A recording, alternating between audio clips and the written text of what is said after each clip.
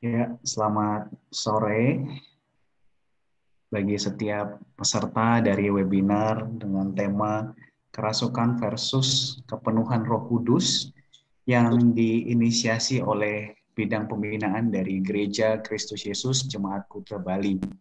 Ini adalah rangkaian seri dari pembinaan murid yang hidup oleh Roh Kudus yang diselenggarakan oleh Gereja GKI Kuta Bali, dan melalui kesempatan ini kita bersyukur sekali bisa memperoleh beberapa pembicara-pembicara yang kami boleh sebut berkaliber tinggi gitu ya, karena memang menguasai bidangnya masing-masing, yang selama beberapa minggu ke depan bahkan sampai bulan Juli dan bulan Agustus nanti akan mengiring seri pembinaan di gereja kita. Dan kita juga bersyukur oleh karena kesempatan ini kita juga boleh memberikan peluang bagi rekan-rekan yang tentu saja bukan berjemaat di GKY tetapi rindu untuk mendapatkan berkat dan terbukti saat ini telah bergabung bersama-sama di tengah-tengah kita sekalian.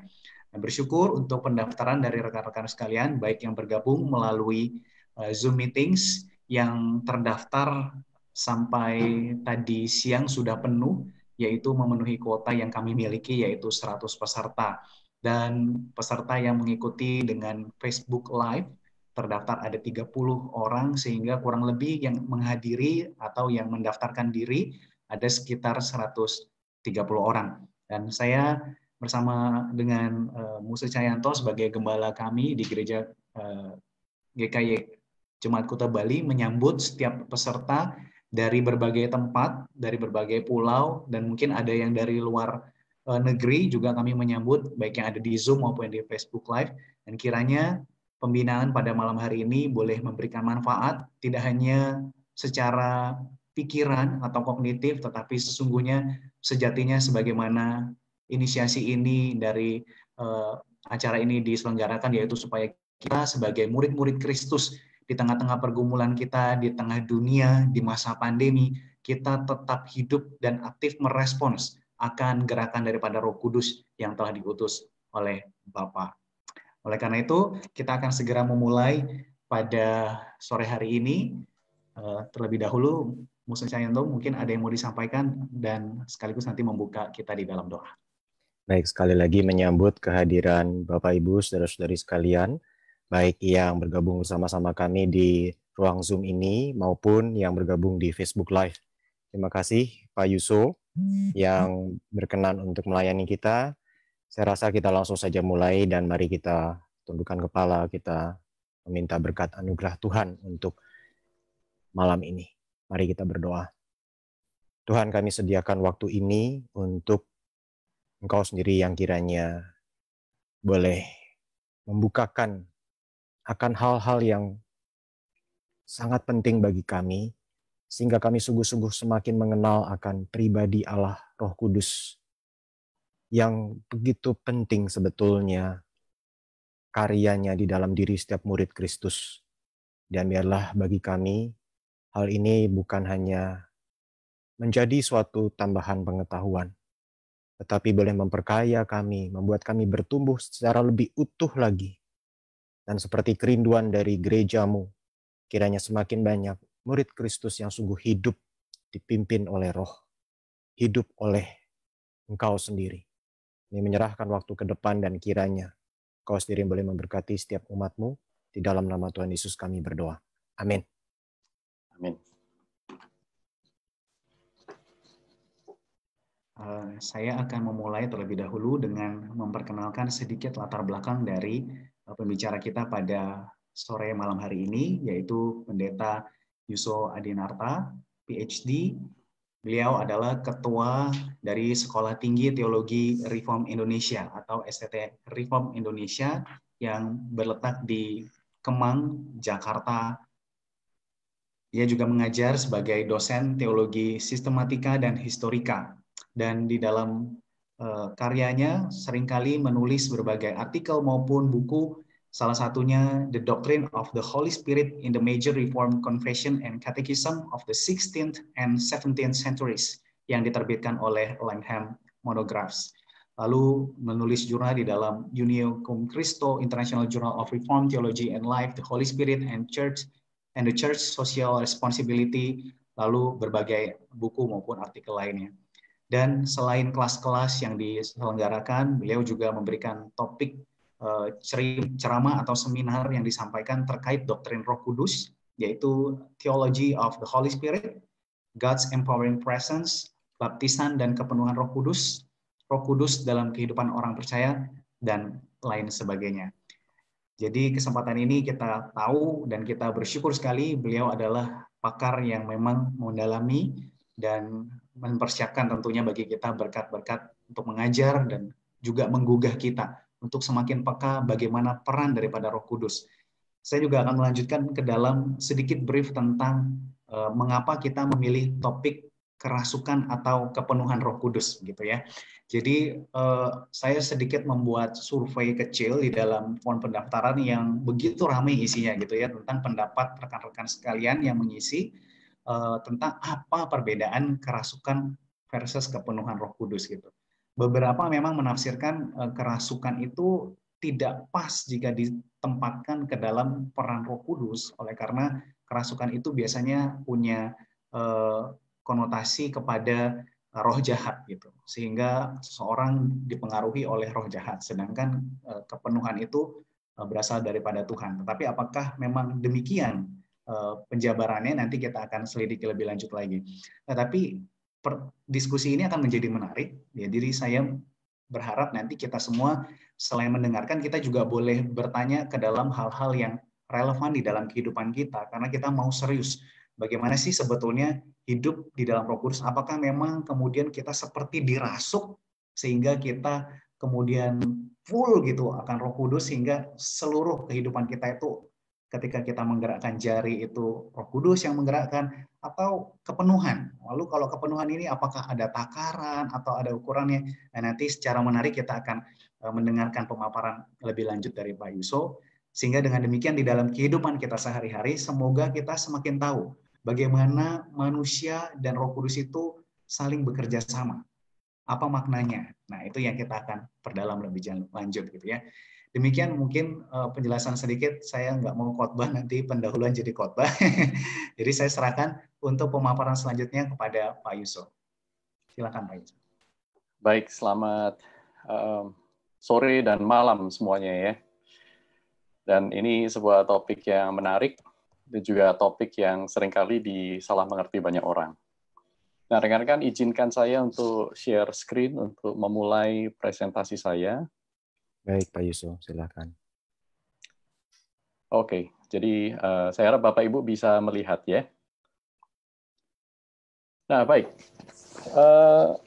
Kalau sebelum kita masuk ke dalam layar yang ada ya, kalau kita membaca dalam kitab suci, kapankah pertama kali kasus kepenuhan Roh Kudus itu dicatat dalam Alkitab? Maka saudara dan saya akan menemukan dalam Keluaran pasal 31, ya, Keluaran pasal 31 ayat yang ketiga ya, tapi saya jawab, saya akan bacakan mulai dari ayat pertama. Berfirmanlah Tuhan kepada Musa. Ayat yang kedua, lihat, telah kutunjuk Besaleel bin Uri bin Hur dari suku Yehuda, dan telah kupenuhi dia dengan roh Allah, dengan keahlian dan pengertian dan pengetahuan dalam segala macam pekerjaan, untuk membuat berbagai rancangan sesuai dikerjakan, supaya dikerjakan dari emas, perak, dan tembaga, untuk dan seterusnya dan seterusnya. Nah, saudara, menarik sekali. Kita mungkin jarang sekali melihat hal ini.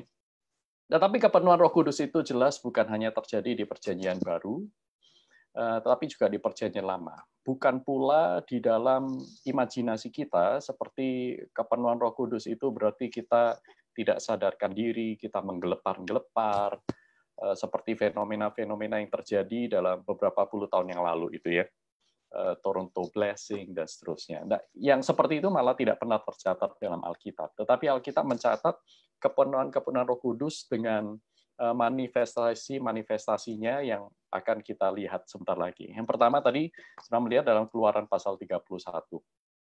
Dipenuhi oleh Roh Kudus artinya dikuasai oleh Roh Kudus, diperlengkapi untuk pekerjaan Allah. Nah, ini sekarang kita masuk dalam Perjanjian Baru yang lebih komplit ya. Nah, saudara, kepenuhan Roh Kudus itu, orang yang dipenuhi Roh Kudus itu mempunyai 3 pengertian.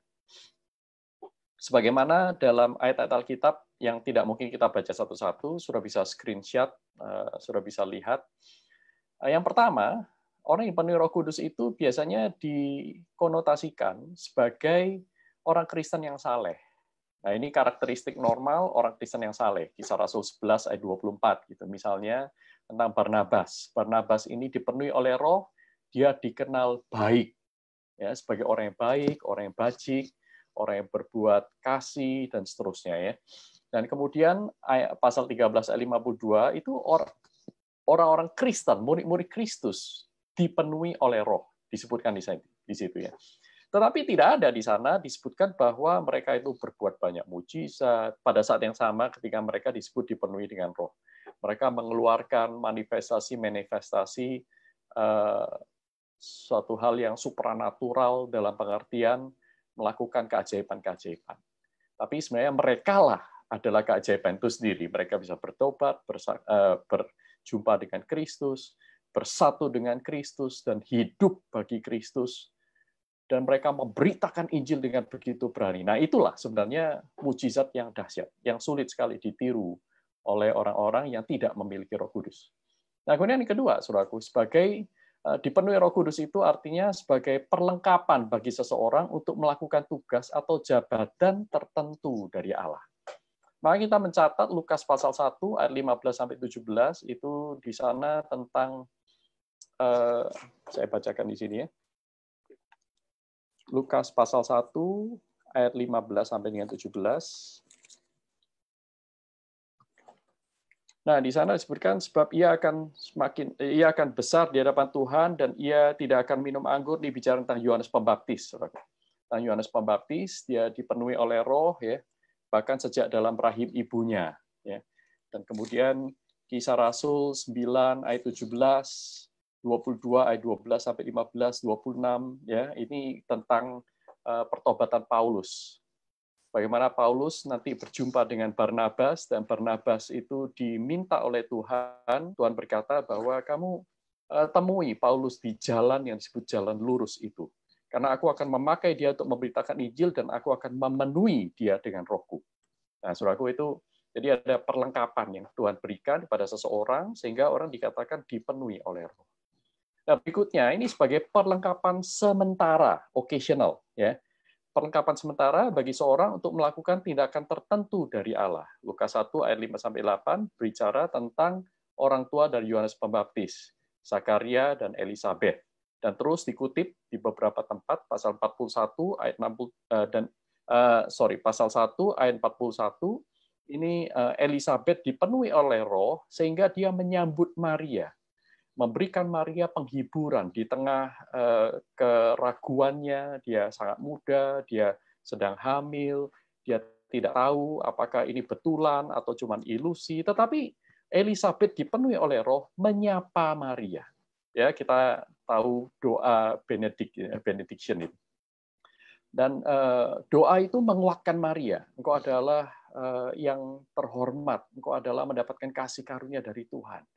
Dan Maria diteguhkan. Karena apa? Karena Elisabet memberikan dirinya, dipenuhi oleh Roh, mengucapkan kata-kata yang Tuhan inginkan untuk dikatakan kepada Maria. Demikian pula ayat 67 itu adalah Zakaria. Begitu dia bisa berbicara, tadinya kan mulutnya itu dikunci oleh Tuhan karena dia tidak beriman, dia ragu-ragu. Nah, kemudian akhirnya setelah masanya selesai, Yohanes Pembaptis itu lahir, maka dia dipenuhi oleh Roh, maka keluar dari mulutnya adalah nyanyian yang sangat indah. Ya, nyanyian yang sangat indah yang merupakan nubuatan untuk anak ini, untuk Yohanes Pembaptis. Nah, kita juga melihat dalam Kisah Rasul pasal 4, pasal 7, pasal 13, itu kisah-kisah yang lain.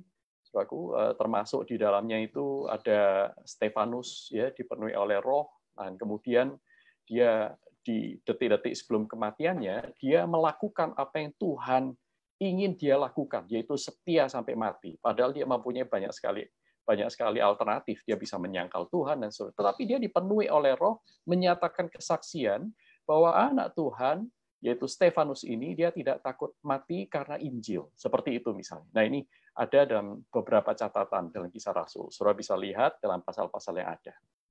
Dan saudaraku lebih lagi yaitu Lukas pasal 4.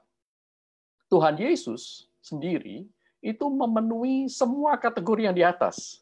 Roh Kudus beserta dengan dia sejak dia berada di kandungan dan bahkan terus-menerus sampai seumur hidupnya. Yohanes 3 ya, itu mengatakan bahwa kepada Kristus yang diutus ini dikaruniakan Roh Kudus tanpa batas. Nah, ini berbeda sekali Tuhan Yesus yang dipenuhi Roh Kudus dengan manusia yang dipenuhi Roh Kudus. Karena manusia yang dipenuhi Roh Kudus, mereka masih bergumul dengan dosa-dosa mereka, ada fluktuasi, kadang-kadang mereka taat, kadang-kadang tidak, ya. Tetapi di dalam Kristus tanpa batas, secara sempurna, dia dipenuhi Roh Kudus, memberikan dirinya taat secara total sampai mati di kayu salib. Nah, Kristus memenuhi semua kategori 3 macam di atas. Dia mempunyai karakter yang saleh, ya, dia diperlengkapi untuk melakukan tugas dan jabatan tertentu, yaitu sebagai Mesias, dan dia diperlengkapi ya, untuk tindakan-tindakan ajaib dari Allah. Misalnya seperti itu.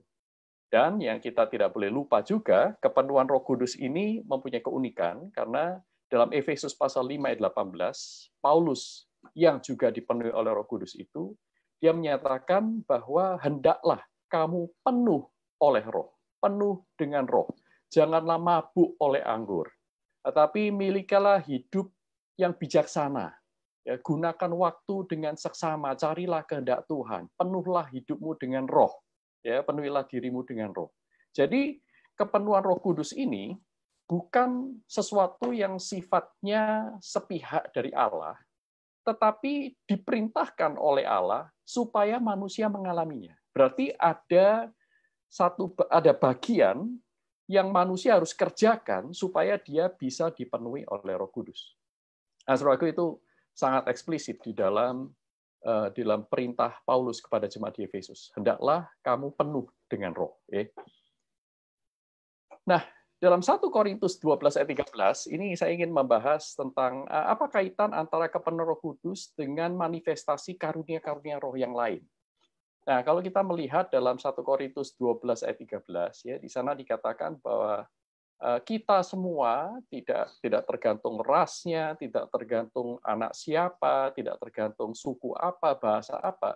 Kita semua telah dibaptis oleh Roh yang sama, diberi minum oleh Roh yang sama. Itu 1 Korintus pasal 12 ayat 13. Nah, pada saat yang sama, pasal 1 ayat 4-7, 3 ayat 1-4, ini menceritakan tentang kasus perselisihan di dalam jemaat di Korintus. Nah, jadi artinya, saudaraku, bahwa sekalipun jemaat yang di Korintus ini dikatakan menerima baptisan yang sama, dibaptis oleh Roh Kudus, diselamatkan, dipersatukan dengan Kristus, ya, dan kemudian menerima karunia-karunia roh yang berlimpah-limpah itu untuk melayani, ada yang diberikan karunia pengetahuan, karunia menyembuhkan, karunia iman, karunia memberi, karunia kepemimpinan, ya. Tetapi itu tidak pada dirinya sendiri identik dengan dipenuhi oleh Roh Kudus. Karena ternyata orang-orang yang memiliki karunia-karunia roh ini masih rentan sekali untuk menolak Allah. Masih rentan sekali menolak Kristus bahkan. Mereka masih terjebak di dalam dosa-dosa mereka, yaitu ingin menjadi yang lebih penting daripada yang lain. Mereka bahkan disebutkan Paulus, kamu ini seperti raja. Ya, kamu ini seperti raja. Sebenarnya tidak pantas. Nah, sehingga di sini kita bisa menyimpulkan bahwa orang yang memiliki banyak karunia Roh Kudus belum tentu dia mengalami kepenuhan Roh Kudus. Sedangkan orang yang tidak memiliki banyak karunia, mungkin dia punya 1 atau 2 karunia saja, dia bisa saja dipenuhi oleh Roh Kudus karena kepenuhan Roh Kudus tidak identik dengan hadirnya banyak karunia. Demikian pula diselamatkan, dibaptis oleh Roh Kudus, itu belum tentu dipenuhi oleh Roh Kudus. Nah, ini setara atau selaras dengan apa yang Paulus katakan dalam Efesus 5 ayat 18. Karena di sana Paulus memberikan perintah. Jadi kalau kita tidak melaksanakan perintah itu, sekalipun kita sudah diselamatkan dan punya karunia, maka kita tidak akan dipenuhi oleh Roh Kudus.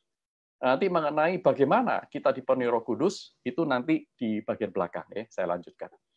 Nah, karena kepenuhan Roh Kudus itu tidak identik dengan kehadiran karunia-karunia roh, maka kalau ada orang yang mengidentikan antara kepenuhan Roh Kudus dengan berbahasa roh atau berbahasa lidah, maka ini juga tidak sesuai dengan prinsip firman Tuhan. Ya, berbahasa roh itu bukan tanda mutlak orang dipenuhi oleh Roh Kudus. Karena pertama, jelas sekali, tidak semua orang yang menerima Roh Kudus itu bisa berbahasa roh. Karena bahasa roh adalah salah satu dari sekian banyak karunia yang Tuhan berikan kepada kita. Sehingga bahkan bahasa roh juga bukan syarat atau bukan tanda mutlak orang itu diselamatkan. Nah, ini tentang bahasa roh tentu ada sesi tersendiri, apa yang dimaksud dengan bahasa roh, bentuknya seperti apa, asalnya dari mana, dan sebagainya, itu lain lagi ya. Nah, sekarang kita lanjut kepada berikutnya ya, bagaimana saudara dan saya ini bisa dipenuhi oleh Roh Kudus. Kalau Paulus itu menyatakan perintah Tuhan nih, hendaklah kamu penuh oleh Roh. Nah, kita mengingat ada undangan dari Tuhan Yesus. Yohanes pasal 7 ayat 37 sampai 39. Dia katakan bahwa barang siapa yang haus, baiklah ia datang kepadaku dan minum. Barang siapa percaya kepadaku, dia akan datang kepadaku, dia akan taat kepadaku, maka di dalam dirinya akan mengalir aliran-aliran air hidup. Dan Yohanes menjelaskan, aliran-aliran air hidup itu adalah Roh Kudus itu sendiri. Jadi artinya, Kristus sendiri memberikan undangan bagi saudara dan saya untuk datang kepadanya, supaya kita bisa dipenuhi oleh Roh Kudus. Nah, datang kepada Tuhan, ini artinya apa? Datang kepada Tuhan Yesus. Ya tentu kita mendemonstrasikan iman. Ya, datang kepada Yesus sebagai Tuhan, bukan datang kepada Yesus sebagai, katakanlah, sesembahan.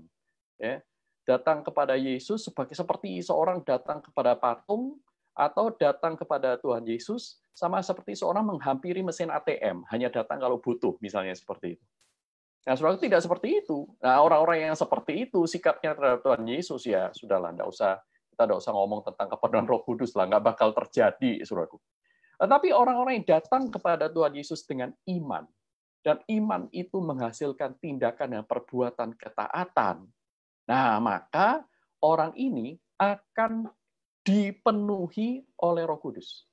Orang itu akan dengar-dengaran akan firman Tuhan, dia membuka dirinya, percaya kepada Tuhan, dan melakukan firman Tuhan. Nah, ketika dia melakukan firman Tuhan, itulah dia sedang dipenuhi oleh Roh. Karena Roh itu sedang menuntun seseorang untuk hidup seperti Kristus hidup. Orang itu hidup sesuai dengan perintah Kristus. Nah, saudaraku, orang yang dipenuhi Roh Kudus adalah orang yang menjalankan firman Tuhan. Orang yang hidupnya diberikan kepada Tuhan, dipersembahkan kepada Tuhan, dia mengenal kehendak Tuhan, sehingga akhirnya dia menghasilkan buah-buah pertobatan, buah-buah perbuatan baik, dan buah-buah pekabaran Injil. Nah, kalau saudara baca kitab dalam Kisah Para Rasul itu ya, orang yang dipenuhi Roh Kudus itu justru adalah orang yang mati-matian memberitakan Injil. Orang yang tidak takut mati, orang yang lebih tidak taat kepada Tuhan ketimbang takut kepada manusia. Nah, saudaraku, inilah ya karakter utama orang yang dipenuhi Roh Kudus, khususnya di dalam Kisah Para Rasul. Nah, William Temple itu berkata, no one can possess or rather be indwelt by the Spirit of God and keep that Spirit to himself. Where the Spirit is, he flows forth. If there is no flowing forth, he is not there. Nah, ini artinya begini. Seseorang yang memiliki Roh Kudus atau dipenuhi oleh Roh Kudus, ya, dia tidak mungkin orang itu hidup untuk dirinya sendiri. Memperkaya diri, cuek kepada orang, nggak mungkin. Ya. Di mana ada Roh Kudus, maka Roh Kudus itu akan menuntunnya untuk mengalir. Nah, kalau dalam bahasa Galatia 5, itu maka orang yang dipenuhi dan dipimpin oleh Roh itu akan menghasilkan buah. Nah, buah ini tidak pernah terisolasi untuk dirinya sendiri. Kasih, kebaikan, kemurahan, pengendalian. Ini selalu berkaitan dengan orang lain, saudara. Ya. Kasih misalnya, tidak mungkin, saudaraku, orang dipenuhi oleh Roh tidak mengasihi. Nah, mengasihi itu tentu bukan berhenti pada diri. Memang ada aspek-aspek dia mengasihi diri, dia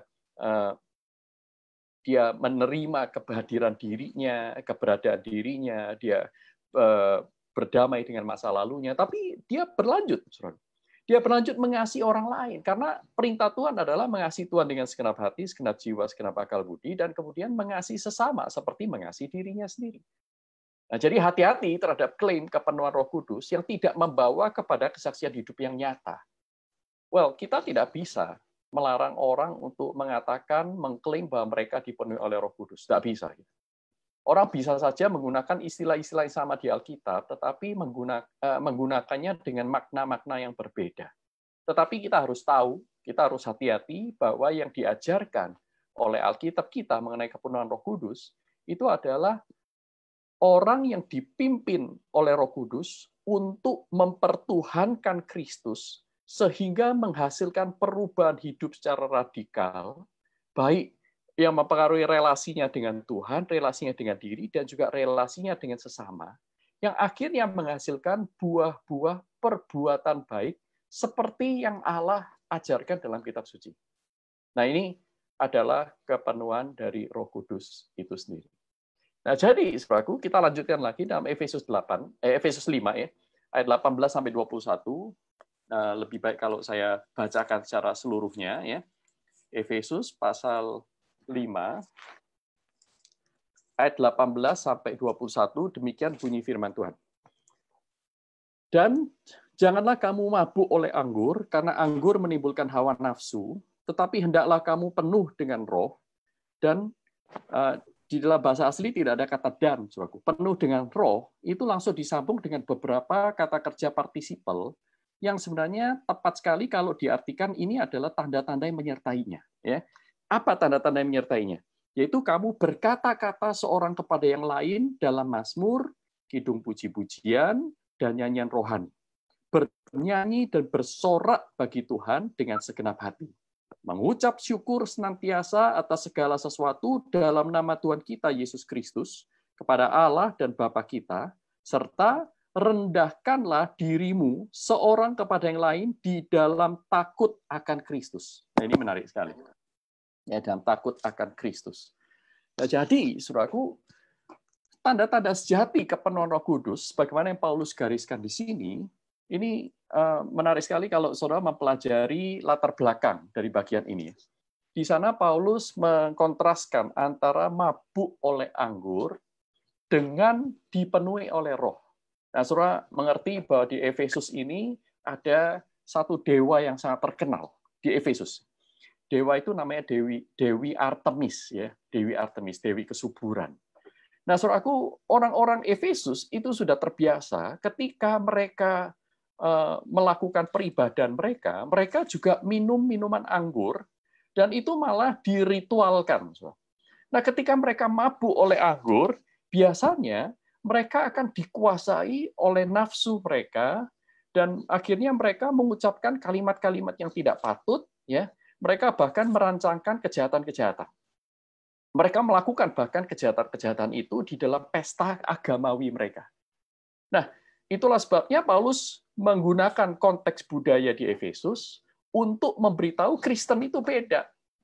Nah, Kristen itu bukan seperti dikuasai oleh anggur, ya, yang anggur itu akan menguasai otak sehingga otak itu kehilangan fungsinya secara optimal, sehingga terbawa oleh nafsu dan seterusnya. Nah, sebaliknya, tetapi orang-orang Kristen itu hidup penuh dengan Roh. Nah, jadi, saudaraku, kita di sini bisa melihat bahwa hidup dipenuhi dengan Roh itu bukan berarti kita menjadi orang yang tidak rasional, orang yang tidak bermoral. Kehilangan kesadaran diri, melakukan hal-hal yang tidak patut menurut hukum Allah maupun kewajaran hukum manusia. Ya, hukum manusia yang wajar, bukan semua hukum manusia. Kewajaran. Nah, maka di sini ditandai oleh 4 hal yang penting. Yang pertama, orang yang dipenuhi Roh itu akan memiliki fellowship yang beres. Fellowship yang beres. Fellowship yang beres itu artinya bahwa dia adalah orang yang berkata-kata seorang dengan yang lain. Dia membina relasi dengan Allah dan relasi dengan sesama yang bernalar. Penuh penguasaan diri dan sehat karena dilakukan di dalam kasih. Ya, ada fellowship-nya. Berkata-katalah seorang dengan yang lain. Jadi kalau ada orang dipenuhi Roh Kudus, mengaku dipenuhi Roh Kudus, tetapi tidak mengenal sekelilingnya, tidak menjalin relasi, ini perlu dipertanyakan, saudara. Karena tidak memenuhi standar hukum Allah. Ya. Kasihlah sesama manusia, jadi sahabat bagi dia, menolong dikala dia sakit, mengalami kesulitan, tidak cuek bebek terhadap orang-orang yang mengalami kesulitan di sekitarnya, khususnya di masa pandemi ini. Ya. Kedua, saudaraku, selain fellowship dengan Tuhan dan dengan others, ya, dengan sesama, tanda kedua adalah orang itu dipenuhi dengan mazmur, kidung puji-pujian, dan nyanyian rohani bagi Tuhan. Orang yang dipenuhi Roh Kudus itu selalu ingin memuji dan menyembah Tuhan. Karena orang yang dipenuhi Roh Kudus, mereka jadi semakin peka terhadap apa yang Allah kerjakan di sekitar mereka. Mereka peka. Bagi orang yang spiritual, orang yang dipenuhi oleh Roh Kudus ini, kesandung pun mereka memuji Tuhan. Istilahnya begitu ya. Waduh, kesandung. Untungnya saya kesandung ya, saya tidak jatuh terjerembab misalnya.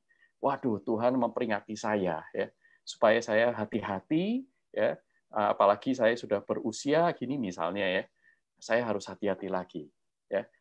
Waktu mereka melihat awan yang cerah, mereka hatinya terangkat memuji Tuhan. Karena langit menceritakan kemuliaan Allah. Ya, dan matahari, bulan, dan bintang itu menyampaikan kemuliaan Allah dari hari yang satu ke hari yang lain. Mereka peka sekali terhadap apa yang Tuhan kerjakan. Maka tidak mengherankan mereka hidupnya dipenuhi dengan mazmur, kidung puji-pujian, nyanyian rohani. Nah, saudara, saya dalam pengalaman hidup sehari-hari, saya tidak pernah melihat orang yang rohani yang tidak suka memuji Tuhan. Memuji Tuhan itu tentu tidak selalu harus misalnya menyanyi sepanjang waktu, menjadi seorang penyanyi seriosa, senorita, atau apapun. Tidak seperti itu maksud saya. Tetapi hatinya itu penuh dengan puji-pujian kepada Tuhan. Ya, dia hatinya itu hangat nih. Kalau bicara tentang Tuhan itu selalu ingin memuji Dia. Yang ketiga, ini adalah ucaplah syukur atas segala sesuatu. Ini berkaitan juga dengan worship ya, heart of gratitude ya, hati yang selalu ingin bersyukur kepada Tuhan. Ini orang yang hidupnya dipenuhi oleh Roh Kudus. Ya, karena mereka memiliki kepekaan dan mereka teringat akan firman Tuhan. Firman Tuhan itu kan saudara kalau ingat dalam Injil Yohanes, di sana Tuhan Yesus memberitahukan bahwa roh kebenaran itu akan memimpin kamu kepada seluruh kebenaran. Dia akan menghibur engkau, dia akan menyadarkan kamu akan dosa dan seterusnya. Sehingga, saudaraku, kita tidak punya satu waktu pun di dunia ini yang kita itu tidak patut bersyukur. Sebaliknya, kita selalu mempunyai 1001 macam alasan yang seharusnya menjadi syukur kita kepada Tuhan. Nah, orang yang dipenuhi oleh Roh Kudus memiliki kepekaan melihat segala sesuatu berbeda. Nah, berikutnya yang menarik, khususnya dalam konteks Efesus maupun dalam konteks Filipi dan konteks Korintus, orang yang dipenuhi Roh Kudus itu justru merendahkan diri satu dengan yang lain. Nah, merendahkan diri satu dengan yang lain ini dijelaskan dalam Efesus dalam perikop berikutnya, yaitu seperti istri kepada suami, ya, dan kemudian suami yang mengasihi istri, dan kemudian anak-anak dengan orang tua, pekerja dengan tuannya, tuan dengan hambanya. Nah, ini seperti juga ada dalam kitab Kolose. Nah, saudara, 4 tanda ini menarik sekali yang kita perlu secara serius memikirkan. Ini adalah indikator-indikator kepenuhan Roh Kudus yang Alkitab sendiri ajarkan kepada kita. Dan juga terlihat dalam kisah-kisah di mana kepenuhan Roh Kudus itu muncul. Seperti tadi saya katakan ya, di dalam misalnya Aholiab ya, di dalam Keluaran pasal 31.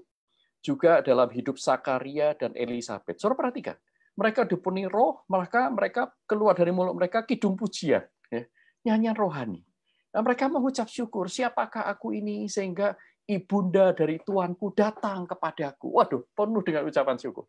Merendahkan diri satu dengan yang lain, taat kepada Tuhan, mengasihi sesama secara nyata. Jadi, kita bisa simpulkan bahwa Roh Kudus memimpin setiap orang yang dipenuhinya itu untuk memiliki tingkah laku moral yang terkendali dan rasional, dan secara spiritual mentransformasi orang percaya menjadi serupa dengan Kristus. Jadi serupa dengan Kristus. Nah, saudara, apa bedanya baptisan roh dengan kepenuhan roh. Saya memang tidak khusus membahas baptisan roh di sini, tetapi ada poin tentang kepenuhan roh yang kita perlu perhatikan di sana, yang warna hijau ya. Saudara, kalau baptisan roh itu Kristus yang membaptis kita dengan Roh Kudus, tetapi kalau kepenuhan roh ini Roh Kudus memenuhi kita. Ini karunia karya dari Roh Kudus sendiri. Baptisan roh itu Roh Kudus menyatukan dengan Kristus, kepenuhan roh itu membuat kita menyerupai Kristus. Baptisan roh itu adalah anugerah awal, sementara kepenuhan roh, anugerah awal yang tidak mungkin dicabut, satu kali untuk selama-lamanya kita dipersatukan dengan Kristus. Tetapi kepenuhan roh itu kondisi yang fluktuatif. Itulah sebabnya diperintahkan oleh Paulus supaya kita terus-menerus mengejar kepenuhan roh, karena itulah hidup yang Allah kehendaki. Nah, ini kondisinya fluktuatif. Kadang kita taat, kadang kita tidak taat. Ya, kalau kita taat, Tuhan pakai kita lebih leluasa. Kalau kita tidak taat, maka kita menjauh dari jalannya. Baptisan roh satu kali untuk selama-lamanya, kepenuhan roh itu terus-menerus kita upayakan. Baptisan roh tidak bisa hilang, kepenuhan roh bisa hilang kalau kita tidak jaga. Ya, kalau kita lengah. Ya. Baptisan roh ini sesuatu yang dinyatakan indikatif, diberitahu ketika itu sudah terjadi, sementara kepenuhan roh itu imperatif, sesuatu yang diperintahkan untuk kita upayakan dan kejar. Baptisan roh ini adalah tindakan Allah semata, sementara kepenuhan roh itu adalah tindakan kerjasama antara Allah dan manusia. Allah memerintah dan memberikan janji, manusia taat dan menerima janji kepenuhan roh itu sendiri. Nah, ini secara garis besar mengenai apa itu kepenuhan Roh Kudus. Nah, saya berharap apa yang sudah saya sampaikan ini sudah mengcover banyak hal, bahkan beberapa pertanyaan yang sudah masuk ya. Pak Esra sudah memberikan kepada saya beberapa pertanyaan itu. Saya pikir sebagian besar secara prinsip sudah di-tackle ya. Nah, kalau ada pertanyaan selanjutnya, silakan Saudaraku, biar lebih seru nih ya. Oke, silakan. Saya serahkan kepada Pak Esra untuk memandu ya. Baik. Terima kasih Pak Yuso untuk pemaparannya di sesi yang pertama ini. Saya memberikan kesempatan untuk rekan-rekan sekalian, jika ingin bertanya boleh menggunakan fitur raise hand yang ada di Zoom, atau kalau misalnya mau menggunakan fitur chat juga dipersilakan. Untuk rekan-rekan yang ada di Facebook Live juga dipersilakan untuk menggunakan fitur live chat untuk bisa mencatat atau mengajukan pertanyaannya lewat chat yang tersedia. Nanti dari panitia akan mengcompile dan akan menyampaikannya lewat Zoom ini. Apakah ada boleh mengajukan tangan mungkin?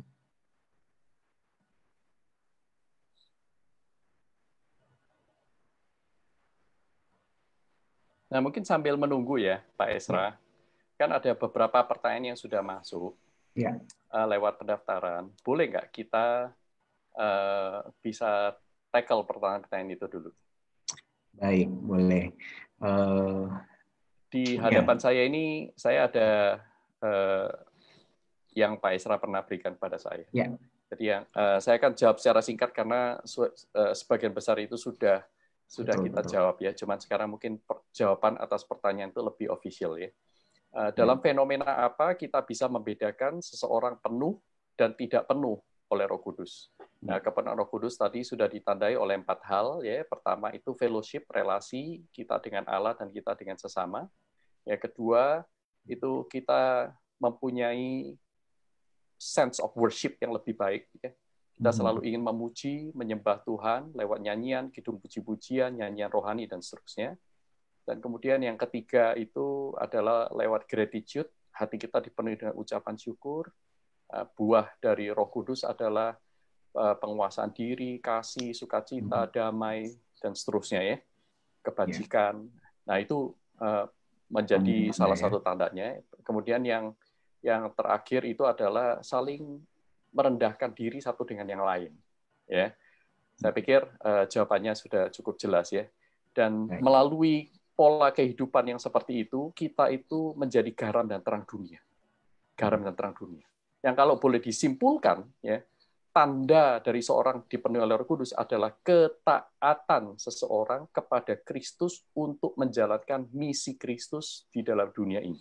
Nah, menjalankan misi Kristus di dunia ini pasti otomatis kita diubah dulu menjadi penjala manusia, memiliki kehidupan yang serupa dengan Kristus. Seperti apa? Ya 4 itu tadi ya. Nah, itu jawaban untuk pertanyaan ini. Nah, kemudian dalam Kisah Para Rasul, ada masa para rasul memberikan kriteria akan pelayan bagi jemaat, dan salah satunya adalah penuh roh. Nah, di situ dikatakan Stefanus adalah salah seorang yang disebut secara khusus penuh iman dan Roh Kudus. Bagaimana dengan yang lainnya? Ya, apa implikasinya bagi pelayanan di gereja? Wah, ini penting sekali, saudaraku ya. Saya pikir gereja itu banyak gereja yang tidak mengalami pertumbuhan yang serius dan signifikan. Selain mungkin pertumbuhan jumlah ini bisa jumlah orang, jumlah gedung, jumlah pos, ataupun jumlah persembahan yang masuk, jumlah uang yang berputar, ya, itu kan bukan yang Tuhan cari. Ya. Nah, mengapa? Karena banyak sekali gereja tidak mengkader orang-orang yang tepat, tidak memiliki secara sistematis pengkaderan yang menghasilkan kader-kader generasi muda, calon-calon pemimpin yang dipenuhi oleh Roh Kudus. Nah, sehingga kepekaan akan kehendak Tuhan, kepekaan akan pekerjaan Tuhan, itu akhirnya sangat-sangat superficial sekali. Nah, ini implikasinya besar sekali, ya, lebih daripada yang saya bisa ucapkan, ya. Tapi coba bayangkan kalau pemimpin-pemimpin kita itu penuh dengan Roh, berkhotbah penuh dengan Roh Kudus, main gitar, main piano penuh dengan Roh Kudus, nyanyi paduan suara penuh dengan Roh Kudus, menyambut tamu penuh dengan Roh Kudus. Nah, orang kalau tidak kenal Tuhan, masuk di dalam gedung gereja itu pasti sudah merasakan berbedanya komunitas ini, penuh dengan kasih, penuh dengan kesungguhan, menyembah Tuhan nggak asal-asalan. They know what they do. Misalnya seperti itu. Wah, jadi nafas hidup mereka itu adalah Injil. Nah, ini menarik sekali ya. Saya pikir itu sedikit komen saya ya. Apakah perbedaan penuh dalam roh pada perjanjian lama dan perjanjian baru? Sebenarnya tidak ada perbedaan signifikan selain referensi kepada Kristus. Dalam perjanjian lama, referensi kepada Kristus itu tidak sejelas dalam perjanjian baru. Sehingga orang yang penuh dengan roh di dalam perjanjian lama itu adalah orang yang taat kepada Allah yang mereka kenal di dalam Yahweh, ya, dalam Taurat Musa, nabi-nabi, imam-imam, dan raja-raja. Dan semuanya itu adalah tipologi dari Kristus untuk di perjanjian baru, tetapi mereka belum mengenal Kristus seperti perjanjian baru mengenal Kristus. Mereka mengerti Kristus dalam bayang-bayang, tetapi mereka tidak mengenal Kristus seperti orang dalam perjanjian baru. Sehingga kepenuhan roh itu dimanifestasikan dengan cara yang sama, tetapi referensi Kristusnya yang tidak sejelas di perjanjian baru. Nah, saya pikir perbedaan utamanya di sana. Nah, sehingga di perjanjian baru kita bisa mengatakan orang yang dipenuhi roh itu adalah orang yang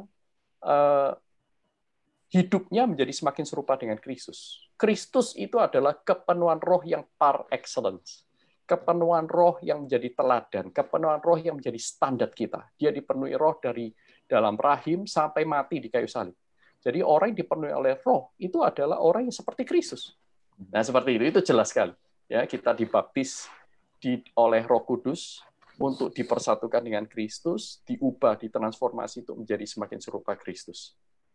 Nah, itu perbedaan dalam perjanjian lama dan perjanjian baru. Nah, ada beberapa pertanyaan lagi, tapi saya serahkan kepada Esra ya. Nampaknya sudah banyak pertanyaan yang masuk ya. Silakan. Baik, saya akan memberikan kesempatan terlebih dahulu untuk rekan-rekan yang mau bertanya secara langsung ya. Jadi saya dapat informasi untuk Ibu Desi Kristiana tadi raise hand. Apakah mau mengajukan pertanyaan? Boleh meng-unmute Zoom-nya jika ingin memberikan pertanyaan. Ya, halo, selamat malam. Ya, silakan Ibu.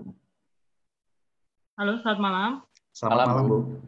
Iya, saya mau tanya, itu kan tadi yang baptisan roh itu kan dibilang 1 kali untuk selama-lamanya ya? Ya. Nah, tapi kan ada denominasi-denominasi tertentu yang bilang kalau sebaiknya dibaptis ulang, gitu kan. Nah, terus nanti itu bagaimana, apa baptisan yang pertama salah kan karena tetap aja itu dilakukan dalam nama Bapa, Putra, dan Roh Kudus gitu. Roh Kudus yang sama, kenapa harus diulang gitu? Itu aja sih pertanyaan saya. Makasih. Baik, terima kasih Bu Desi. Silakan Pak Yusuf.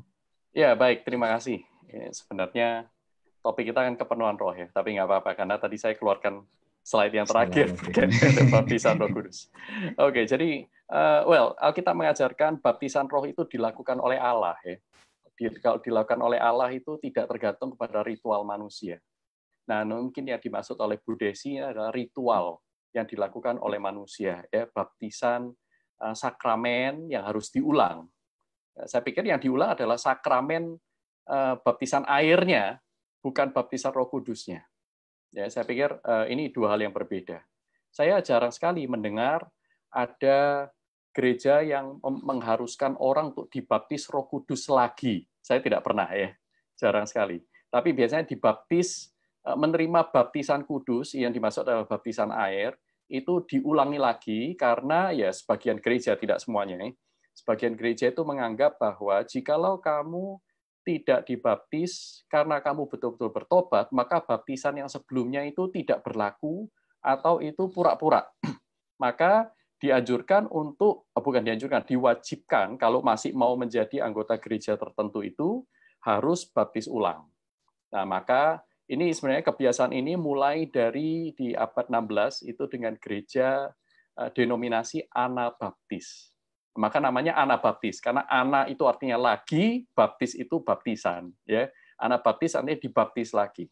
Sementara gereja-gereja reform, ya, gereja reform, gereja Lutheran, termasuk gereja Katolik, mereka tidak mengajarkan baptisan ulang. Mereka tidak mengajarkan baptisan ulang. Mereka menerima baptisan yang lalu karena mereka beriman, ya, orang-orang Katolik, Reform maupun Lutheran, mereka percaya bahwa sekalipun seseorang itu belum sadar waktu dia menerima baptisan, tetapi baptisan itu sendiri adalah inisiatif dari Allah yang dikerjakan di dalam providensianya sejak orang itu bahkan sejak kecil belum percaya dan seterusnya. Mungkin dia dibaptis karena faktor keluarga, ya, masih kecil, ya. Nah, tetapi orang ini tiga gereja besar ini di abad 16, gereja Katolik, gereja Reform, gereja Lutheran, mereka tidak menganggap perlu melakukan baptisan. Karena kalau dibaptis lagi itu berarti memberikan judge dan klaim bahwa baptisan yang sebelumnya itu tidak dilakukan dalam iman. Nah, ini mereka tidak bisa jamin. Ya, siapakah kita yang bisa memberikan judgement seperti itu? Nah, jadi maka ada perbedaan. Nah, gereja-gereja yang mengikuti tradisi Anabaptis, termasuk beberapa aliran gereja baptis sampai hari ini, mereka masih mewajibkan orang-orang yang belum dibaptis secara dewasa, hanya dibaptis anak-anak, itu tidak cukup cuma CD, tapi harus dibaptis ulang. Nah, ini kita melihat banyak sekali pelajaran-pelajaran yang kita bisa dapatkan dalam sejarah gereja. Nah, itu sejarahnya seperti itu. Saya di sini tidak memberikan judgement tentang kalau kita mau berdebat teologis itu lain lagi ya. Mungkin forumnya bukan di sini. Di kelas aja lah, jangan di depan umum. Ya, ya. Baik, terima kasih untuk jawaban dari... Semoga cukup menjawab ya, Bu Desi. Oke, selanjutnya saya akan menyampaikan pertanyaan yang diberikan melalui Facebook Live Chat ya. Saya sesuai dengan urutan jam yang saya terima. Pertanyaannya adalah begini. Yang menyampaikan saya ada pertanyaan 1 Samuel 16 ayat 14. Di situ dikatakan, tetapi roh Tuhan telah mundur daripada Saul, dan sekarang ia diganggu oleh roh jahat yang daripada Tuhan. Mohon penjelasan dari istilah roh jahat yang daripada Tuhan. Terima kasih banyak. Ini dari Ibu Linda Kohar. Ibu Linda. Oke, 1 Samuel 16 ayat 14 ya. Ya, 1 Samuel 16 ayat 14. Tetapi kata Samuel, kalau begitu apakah bunyi... Oh, sorry. Itu 15. Tetapi roh Tuhan telah mundur daripada Saul dan sekarang ia diganggu oleh roh jahat yang daripada Tuhan. Apakah ini maksud dengan roh jahat yang daripada Tuhan? Saudara, dalam perjanjian lama, roh jahat ini bisa diartikan roh yang jahat atau roh jahat dalam pengertian setan, ya, iblis dan antek-anteknya. Nah, kalau roh yang jahat ini bisa artinya bahwa kembali pada kehidupan lamanya, gitu misalnya. Ketika Saul menolak Allah berulang-ulang, Allah mengangkat anugerahnya, tidak lagi menyertai dia dengan cara yang sebelumnya, maka akhirnya Saul semakin lama semakin mengeraskan diri dan terjebak oleh cara hidupnya yang lama, mengikuti nafsunya, dan bahkan mungkin sampai pada titik dia memberikan diri untuk dipengaruhi oleh setan. Bisa saja, ya, bisa saja terjadi. Nah, waktu saudara membaca dan melihat di sana daripada Tuhan, itu apakah roh jahat itu dikirim oleh Tuhan? Saudara, ini keliru ya. Saya pikir daripada Tuhan itu dalam pengertian yang lebih umum, lebih besar, artinya atas seizin Tuhan. Tuhan mengizinkan Saul itu dicobai oleh iblis. Sama seperti Tuhan bahkan juga memimpin Kristus di dalam Roh Kudusnya untuk dicobai iblis di padang gurun. Nah, jadi lebih kepada pemeliharaan atau pengizinan Tuhan untuk Samuel dikuasai atau bukan dikuasai, dipengaruhi oleh roh jahat.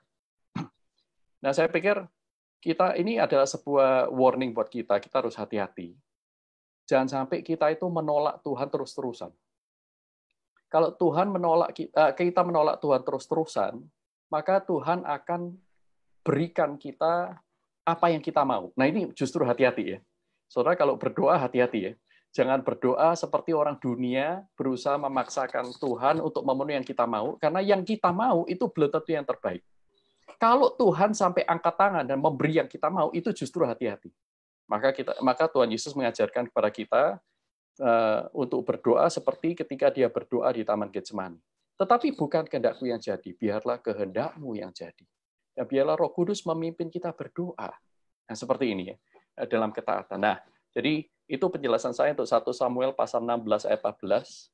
Jadi Samuel karena dia mengeraskan hati, ya, dipenuhi dengan dengki dan iri hati, dia tidak lagi ingat kepada kebaikan Tuhan yang sudah mengangkat dia begitu rupa, dia tidak menyertakan Tuhan dalam setiap pengambilan keputusan dalam hidupnya, dia tidak lagi seperti itu, maka Tuhan mundur darinya. Tuhan tidak pakai dia lagi.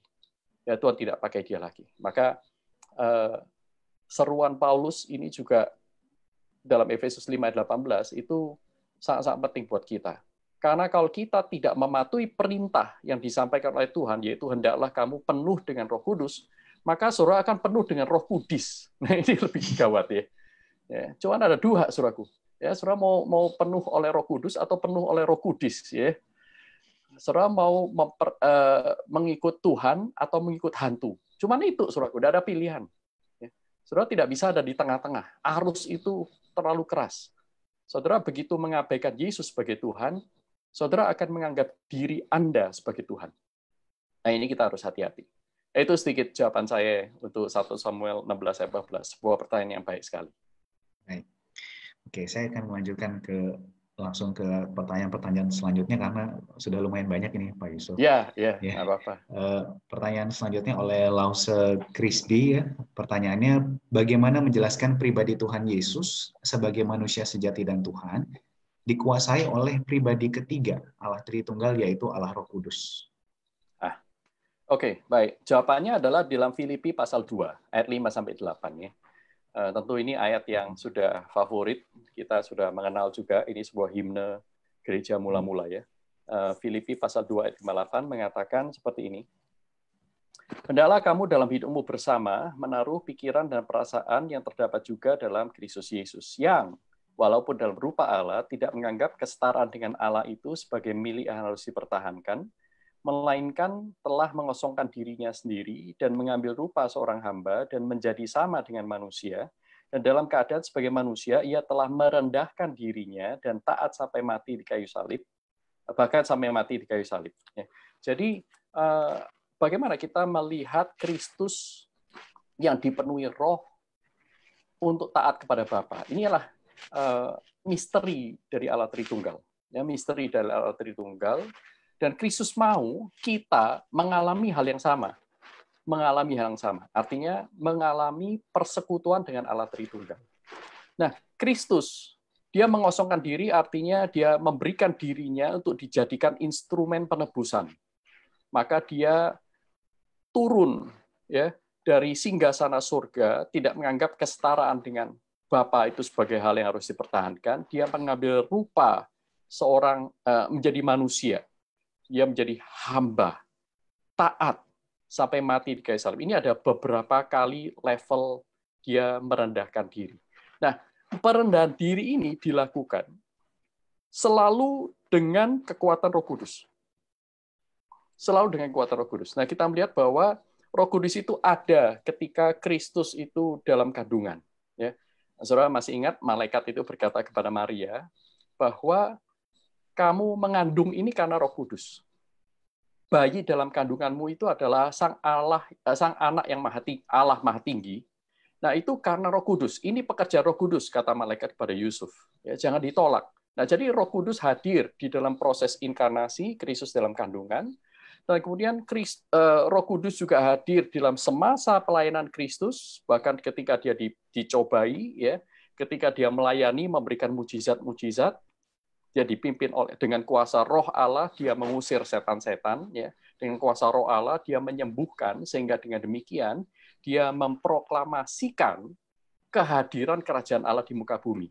Nah, lebih tepatnya adalah itulah misi dia ada di dunia ini, yaitu untuk menyatakan kerajaan Allah. Nah, Kristus bisa melakukan semuanya itu karena Roh Kudus memimpin. Dan Kristus itu taat kepada Bapa sampai mati di kayu salib secara mutlak. Nah, ini seperti yang tadi saya katakan bahwa orang yang dipenuhi oleh Roh itu akan taat kepada Tuhan secara mutlak. Semakin dipenuhi, semakin Tuhan leluasa menggunakan dia, memakai dia. Nah, sampai akhirnya Kristus mati. Dia bangkit oleh kuasa Roh Kudus, dia naik untuk mengutus Roh Kudus. Jadi kita lihat dalam Kristus itu dari kandungan sampai pelayanan, sampai dia kematian, sampai naik ke kahyangan, Roh Kudus itu ada di mana-mana. Itulah sebabnya dalam Yohanes 3 ayat 34 tadi dikatakan, di dalam Kristus Roh Kudus itu tidak punya limit, without measure, ya, seperti itu. Nah, ini suatu hal yang luar biasa sih. Satu hal yang luar biasa.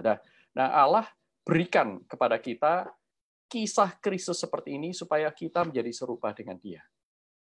Nah, kira-kira seperti itu, Ezra. Apakah ada yang saya miss ya? Soalnya saya terlalu asik menjelaskan. Jadi saya tadi lupa mencatat pertanyaannya ya. Tapi saya harap cukup menjelaskan ya. Antara kesatuan Kristus dengan Roh Kudus di dalam kandungan, pelayanan, bahkan sampai kematian dan kahyangan. Roh Kudus ada di sana. Ya, kepenuhan gitu ya. Baik. Selanjutnya Pak Yusuf ada pertanyaan lagi dari Bapak Alexander Sinaga. Ada 2 pertanyaan. Pertanyaan yang pertama itu, sejauh mana kehidupan orang percaya dapat dipenuhi roh setan atau kerasukan? Oke. Itu yang pertama. Lalu yang kedua, apakah kepenuhan Roh Kudus langsung mengubah kehidupan seseorang atau hanya membantu orang percaya untuk menyadarkan bahwa perbuatannya keliru? Oke, baik. Terima kasih. 2 pertanyaan yang bagus ya. Jadi pertanyaannya adalah, apakah orang yang sudah lahir baru, dilahirbarukan oleh Roh Kudus, dibaptis oleh Roh Kudus ke dalam Kristus, dipersatukan dengan Kristus, itu masih bisa dirasuki setan? Intinya begitu kan nih? Betul. Bisa dirasuk setan. Well, saudara, saya sampai hari ini ya, saya sampai hari ini berada dalam sebuah keyakinan bahwa orang Kristen sejati yang percaya betul-betul kepada Tuhan itu tidak bisa dirasuk setan. Paulus mengatakan bahwa roh yang ada di dalam kamu itu lebih besar daripada roh yang ada di luar.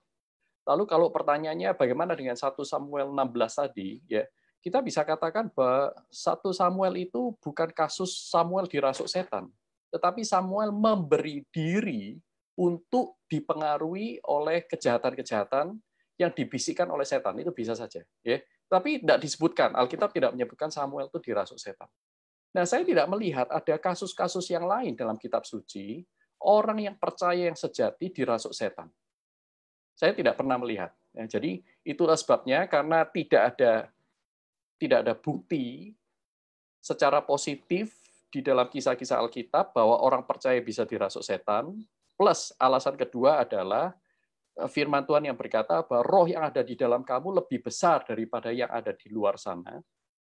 Dan kemudian yang ketiga adalah bahwa kalau kita sudah ada di dalam Kristus, Kristus ada dalam kita, tidak mungkin kita itu bisa menerima setan. Setan itu paling bisa membisiki, ya, memberikan pengaruh, memberikan rasa bersalah kepada kita, ya, mengingatkan kita akan masa lampau, perbuatan-perbuatan dosa kita, dan membisiki kita bahwa orang seperti kamu ini tidak mungkin diampuni. Sudahlah, lakukan lagi aja.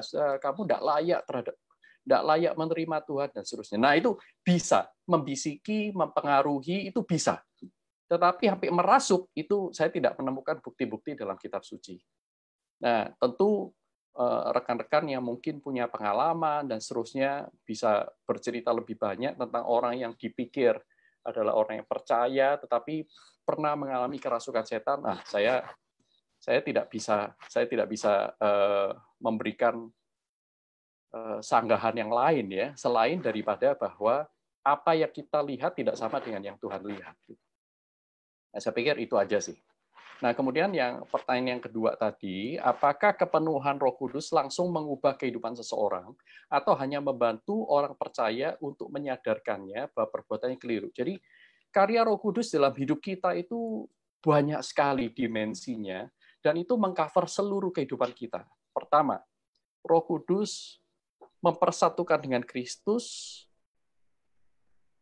Kemudian dari sana muncul perubahan radikal antara relasi kita dengan Allah. Nah, di dalam proses ini, status kita berubah, dari kita anak kegelapan, kita sekarang menjadi anak terang, ya. Statusnya berubah. Nah, kemudian kesukaan kita itu mulai ada pergeseran. Tadinya tidak suka baca Alkitab, sekarang suka baca Alkitab. Ya, tadinya nggak suka menyanyi, sekarang suka menyanyi. Ya, tadinya tidak peduli hal-hal rohani, sekarang mulai mencari tahu tentang hal-hal rohani. Mulai ada kecenderungan, belum sempurna ya, belum sempurna. Jadi ada justification di sana, ada pembenaran, status dibenarkan, ada anugerah, ada kasih yang kita rasakan secara nyata. Ya. Ketika saudara bertobat, ya, kalau saudara mengingat pengalaman saudara di masa yang lampau, saudara bisa menangis, melelehkan air mata, saudara tersentuh oleh kasih Tuhan di kayu salib, ya. Itu adalah sebuah pengalaman real, perbuatan Roh Kudus, menyadarkan bahwa kita ini orang yang diampuni dan diterima oleh Tuhan. Ya. Tetapi bukan hanya sampai di sana, dari kelahiran baru, itu melahirkan iman. Nah, iman ini juga diberikan oleh Roh Kudus, sehingga kita percaya dan menerima Kristus sebagai Juru Selamat, mengakui dosa-dosa kita, dan ingin mengikut Dia dari hari ke hari. Seperti itu. Tetapi tidak berhenti di sana, ada yang namanya progressive sanctification. Dan dalam progressive sanctification, yaitu penebusan yang progresif ini, kita semakin dikuduskan. Pengudusan ini lewat proses. Proses ini selalu mempunyai dua indikator. Satu, yaitu mematikan manusia yang lama. Kedua, menghidupkan manusia yang baru. Ya. Mematikan manusia yang lama, menghidupkan manusia baru. Nah, Allah menggunakan beberapa instruments of grace, ya, beberapa peralatan, beberapa means, beberapa alat, ya. Komunitas gereja Tuhan diberikan, sakramen menjadi tanda yang meneguhkan, Alkitab diberikan untuk mengajarkan kita kebenaran, memperbaiki kelakuan, menunjukkan kesalahan, mendidik kita untuk hidup dalam kebenaran. Nah, di dalamnya itu termasuk yang seperti pertanyaan 2 katakan, menyadarkan kita akan perbuatan yang keliru. Itu termasuk di dalamnya. Tapi itu hanya salah satu. Dari sekian banyak. Roh Kudus juga memberikan kita kekuatan, memberikan kita iluminasi, ya, memberikan kepada kita penghiburan, Dia adalah roh penghibur, memberikan kepada kita pimpinan kepada seluruh kebenaran, karena Dia adalah roh kebenaran. Nah, sehingga ada banyak sekali karya Roh Kudus di dunia ini, khususnya apalagi untuk orang percaya. Ya.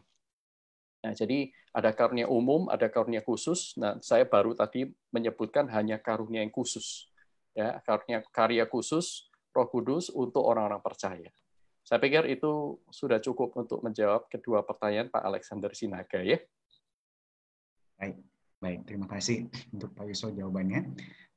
Kali ini saya memberikan kesempatan untuk rekan kita, ada 2 orang. Yang pertama saya mendapatkan Bapak Stefanus Kitumira yang telah raise hand. Lalu selanjutnya Dr. Welly Sondah. Saya berikan untuk kesempatan pertama yang bertanya melalui secara langsung ya. Bagi Bapak Stefanus, saya persilakan untuk unmute Zoom-nya. Halo, Shalom. Shalom Pak Stefanus. Ya, ini Pak, saya mau bertanya terkait pandangan Bapak terhadap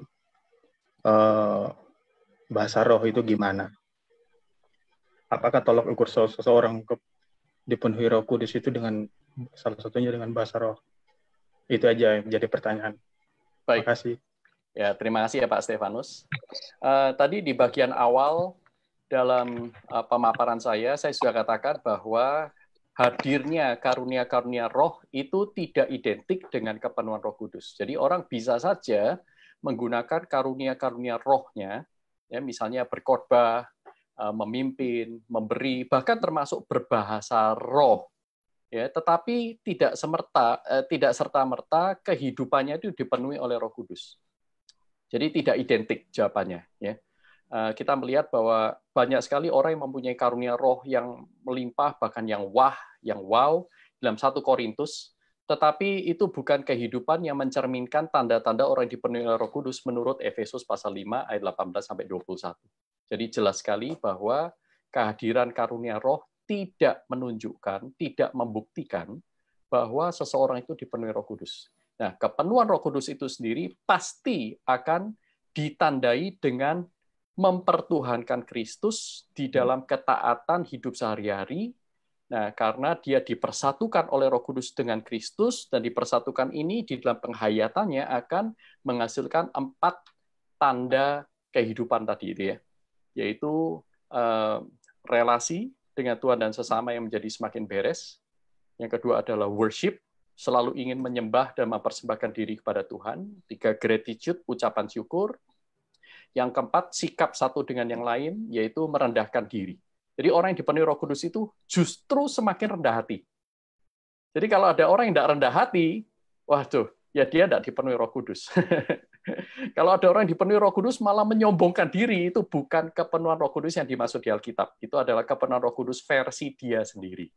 Itu aja dari saya. Terima kasih Pak Stefanus untuk pertanyaan yang baik ya. Baik. Berarti termasuk seseorang tidak bisa menghakimi orang lain itu penuh roh atau enggak ya, kalau belum bisa berbahasa roh gitu. Karena kan Iya, karena itu bukan tanda sih. Bukan tanda orang dipenuhi Roh Kudus. Baik. Oke.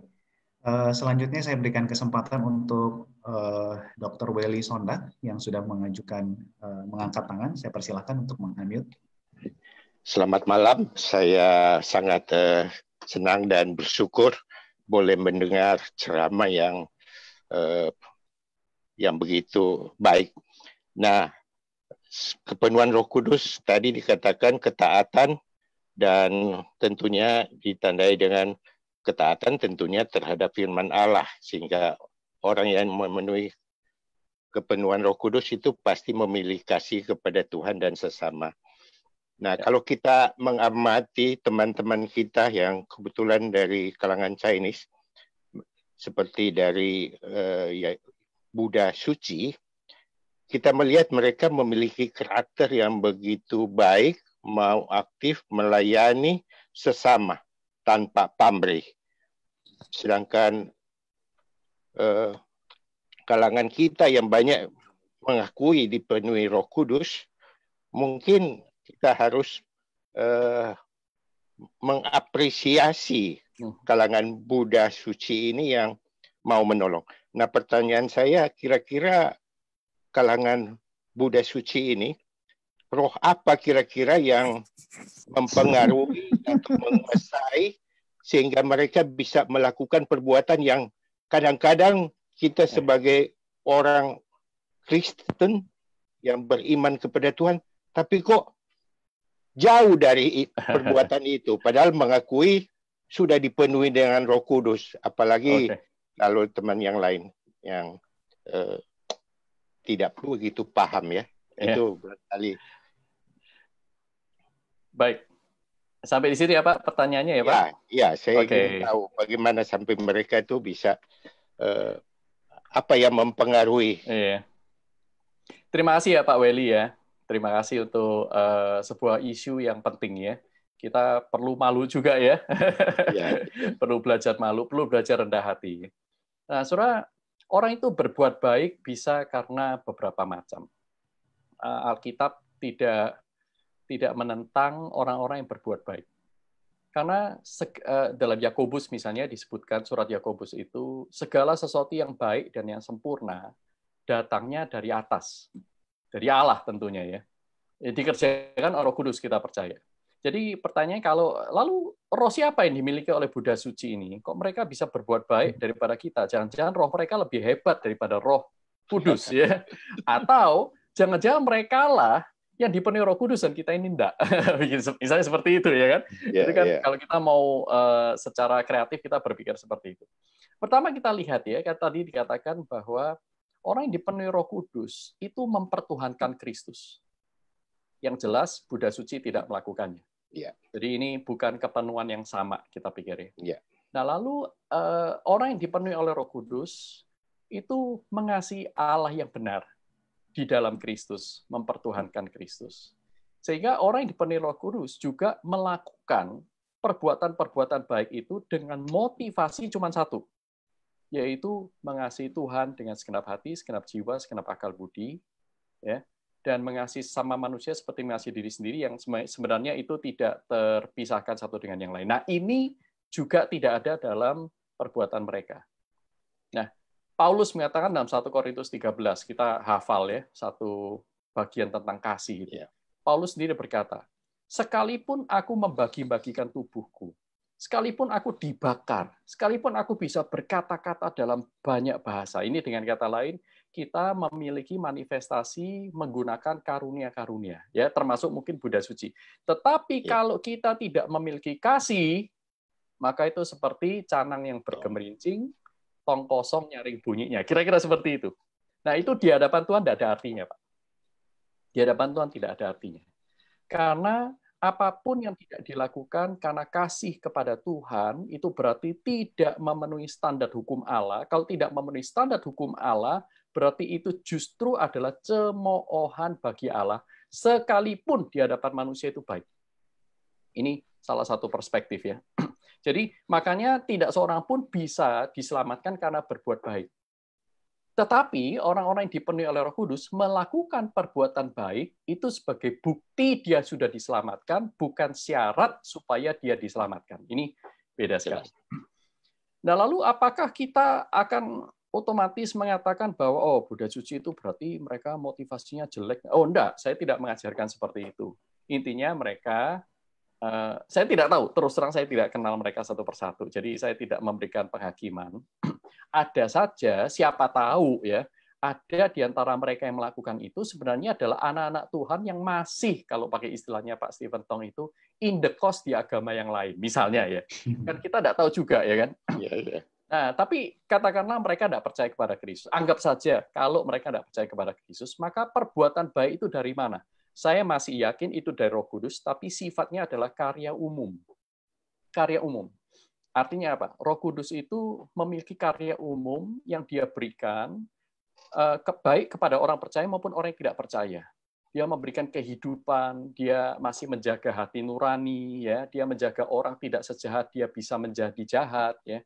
Dia masih memberkati orang-orang tertentu dengan kekayaan, kesehatan, dan seterusnya. Tapi itu umum, bukan tanda keselamatan. Sehingga kita melihat ada orang-orang tertentu bisa lahir di tengah keluarga yang baik, ya, dengan struktur hidup yang baik, keluarga yang genah, ya, keluarga yang fungsional, sehingga menghasilkan anak-anak yang katakanlah humanitarian, ya, yang mempunyai belas kasihan, welas asih kepada sesamanya, sehingga akhirnya terlibat di dalam kegiatan-kegiatan kemanusiaan. Ini masih mungkin. Tetapi sekali lagi, pertama, itu bukan buah keselamatan. Kedua, itu karya Roh Kudus, tetapi karya umum. Yang ketiga, kita nggak tahu motivasinya apa. Kira-kira seperti itu. Dan bukan hak kita untuk mengadili, menghakimi mereka, karena kita tidak bisa melihat apa yang ada di dalam. Tetapi boleh-boleh saja kita melihat mereka dan belajar dari mereka. Saya justru sangat mengapresiasi. Kita bisa kok belajar dari orang lain. Toh itu juga karunia umum dari Roh Kudus. Ya, jadi kita tidak anti terhadap kebaikan yang dilakukan orang lain. Ya, tetapi kalau masalah keselamatan, sekali lagi, tidak seorang pun, Alkitab pun mengajarkan, tidak seorang pun diselamatkan karena perbuatan. Tetapi perbuatan itu adalah bukti seseorang diselamatkan. Nanti kalau ditanya lagi oleh Pak Welly, bagaimana dengan orang Kristen yang seumur hidup tidak mengeluarkan buah? Apakah mereka semuanya tidak diselamatkan? Well, sekali lagi, saya juga tidak bisa menilai satu persatu. Mari kita dengan takut dan gentar bertobat kepada Tuhan malam hari ini. Kalau kita mengaku percaya kepada Tuhan, tetapi kita tidak mempertuhankan Dia sehingga hidup kita tidak berbuah, berarti ada something wrong dengan iman kita. Bukan dengan Allahnya, tapi dengan sikap kita. Jangan sampai ya kita itu seperti orang yang kepada siapa Tuhan Yesus menegur dalam Lukas 6 ayat 46. Tuhan Yesus di sana menyebutkan, mengapa engkau menyebut aku Tuhan, Tuhan, tetapi engkau tidak melakukan perintahku. Nah, buat Tuhan, itu bukan pengikut Dia. Ya, Matius 7 juga mengatakan, bukan semua orang yang berseru kepadaku, Yesus, Tuhan, Tuhan, akan masuk dalam kerajaan surga. Tapi hanya mereka yang melakukan kehendak Bapa-Ku yang di surga. Siapa yang melakukan kehendak Bapa-Ku di surga? Yaitu mereka yang mempertuhankan Kristus, mengasihi Dia dengan segenap hati, segenap jiwa, segenap akal budi. Apakah bisa sampai sempurna? Enggak bisa sempurna. Tetapi ada orang Kristen yang bertumbuh, ada orang Kristen yang stuck, ada orang Kristen asal-asalan, ada juga orang Kristen imitasi.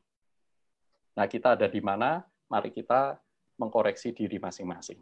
Bukan hak saya untuk menghakimi setiap kita. Ya, itu aja Pak Welly. Semoga cukup jelas Pak ya. Terima kasih. Terima kasih. Baik. Ya, terima kasih untuk Pak Yusuf jawabannya. Saya mengingatkan waktu kita kurang lebih tersisa 12 menit ya. 12 menit kurang dan pertanyaan kita sebenarnya masih cukup banyak nih Pak Yusuf. Tapi saya akan sedikit sortir karena beberapa pertanyaan itu sudah cukup terjawab dari pertanyaan-pertanyaan sebelumnya. Pertanyaan selanjutnya dari Bapak Taryono yang ingin bertanya apa yang dimaksud dengan menghujat Roh Kudus seperti dikatakan dalam Markus 3 ayat 29 yang dikatakan tidak akan mendapat ampunan. Oke. Markus 3 ayat 29 ya. Tetapi apabila seseorang menghujat Roh Kudus, ia tidak mendapat ampun selama-lamanya melainkan bersalah karena berbuat dosa kekal. Nah, kita perlu ingat bahwa bagian ini itu bagian yang khusus. Kata menghujat di sana tidak pernah muncul dalam perjanjian baru yang lain. Tidak pernah ada muncul. Jadi ini sesuatu yang khusus, hanya dalam kasus ketika Tuhan Yesus disamakan dengan Beelzebul. Maka kata hujatan Roh Kudus itu muncul. Dan Tuhan Yesus berkata seperti ini, hati-hati. Ya, kalau kamu menghujat Roh Kudus, menghujat ini artinya apa? Bahwa sudah jelas Kristus mendemonstrasikan kuasanya dengan kuasa Roh Kudus, tetapi mereka menganggap itu dari Beelzebul. Nah, ini berarti ini satu dosa yang besar, karena dosa ini menghujat langsung kepada Roh Kudus, padahal Roh Kudus itulah yang bisa membuat, memimpin, dan bahkan sedang bekerja untuk membawa orang kepada Kristus. Nah, kalau orang menghujat Kristus, tetapi dia akhirnya melembutkan diri, mau dipimpin oleh Roh Kudus, akhirnya dia bisa bertobat. Tetapi orang yang menghujat Roh Kudus itu tidak bisa bertobat. Nah, maka itu harus hati-hati ya. Dosanya tidak akan diampuni. Nah, saya tertarik dengan pendapat dari Herman Bavinck. Herman Bavinck mengatakan bahwa dosa menghujat Roh Kudus ini dosa yang khusus. Bukan hanya dia tidak ada dalam kitab suci ya, maksudnya kata itu tidak dipakai di tempat yang lain selain dalam perikop tentang Yesus dan Beelzebul, tetapi juga sangat sulit sekali membayangkan orang yang melihat Kristus dan menyamakan Kristus dengan setan, kecuali itu adalah pengaruh dari setan itu sendiri. Nah, maka Herman Bavinck mengatakan dosa menghujat Roh Kudus ini adalah dosa yang sifatnya demonik. Orang itu betul-betul membaktikan diri kepada setan, baru dia bisa menghujat Roh Kudus. Nah, ini menarik sekali ya. Terserah saudara mau percaya apa enggak, tapi yang jelas menghujat Roh Kudus itu adalah dosa yang sangat-sangat serius dosa yang justru kata Kristus ini menghalangi orang untuk bisa diselamatkan. Yang kedua, menghujat Roh Kudus tidak sama dengan mendukakan Roh Kudus. Mendukakan Roh Kudus ada di beberapa tempat. Ya, mendukakan Roh Kudus termasuk ketika kita tidak taat kepada Roh Kudus, pada pimpinan Dia, ya, kita mangkir dan seterusnya berkali-kali. Itu mendukakan. Ya. Tetapi tidak sama dengan menghujat. Menghujat ini artinya menyamakan Yesus dengan setan. Ya. Mengatakan bahwa Yesus itu adalah ketua dari kerajaan setan. Nah, ini saya pikir kalau orang yang normal, orang yang wajar, manusia biasa pun, ya, saudara tidak bisa, sulit sekali dengan hati nurani yang ada, dengan common grace of the Holy Spirit, kita itu bisa mengatakan hal itu. Nah, hanya kalau orang itu betul-betul demonik, ya, dikuasai oleh setan. Nah, itu sedikit komen saya tentang menghujat Roh Kudus. Ya, terima kasih. Terima kasih Pak Yusuf. Ini saya akan sedikit menyimpulkan beberapa pertanyaan yang terkait dengan baptisan roh tadi, Pak. Kayaknya banyak jadi favorit nih. Jadi ada yang bertanya, baptisan roh itu tadi dikatakan, ini dari Bu Diawantiur Situmorang ya, baptisan roh itu dikatakan sekali seumur hidup. Bagaimana saat perjalanan hidupnya dia banyak bergumul dengan Tuhan, lalu ia yang ia sembah sehingga ia berkali-kali gonta-ganti agama. Apakah dia tetap umat yang telah dibaptis oleh roh? Itu yang pertama. Lalu yang keduanya, berkaitan dengan itu, saya pernah melihat dengan seorang Kristen yang bisa melihat setan atau roh halus. Apakah dia termasuk orang yang hadiratnya ada Roh Kudus atau sebetulnya dipenuhi roh setan? Oke, menarik sekali ya. Jadi pertanyaan pertama ini tentang berkaitan dengan baptisan Roh Kudus. Jadi Alkitab itu mengajarkan dalam 1 Korintus 12 ayat 13, itu bukan sesuatu yang berulang-ulang, tapi satu kali yang terjadi, satu kali untuk selama-lamanya.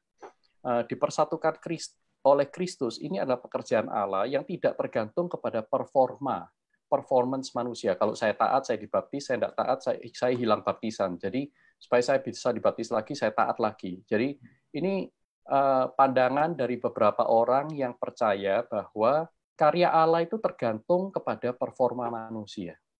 Nah, itu yang seperti itu bukan anugerah. Yang seperti itu Injil perbuatan baik. Enggak, kita tidak percaya Injil perbuatan baik. Ya, minimal saya ya. Alkitab juga tidak mengajarkan kita Injil perbuatan baik. Misalnya dalam Roma 5 ayat 8. Roma 5 ayat 8 dikatakan di sana bahwa Kristus mati bahkan ketika kita masih berdosa. Nah, boleh nggak saya katakan, Kristus itu sudah mati bagi kita, menyelamatkan kita, merencanakan sebelum dunia dijadikan, ya. Bahkan ketika kita itu pindah-pindah agama, bisa nggak? Ya tentu bisa, doy.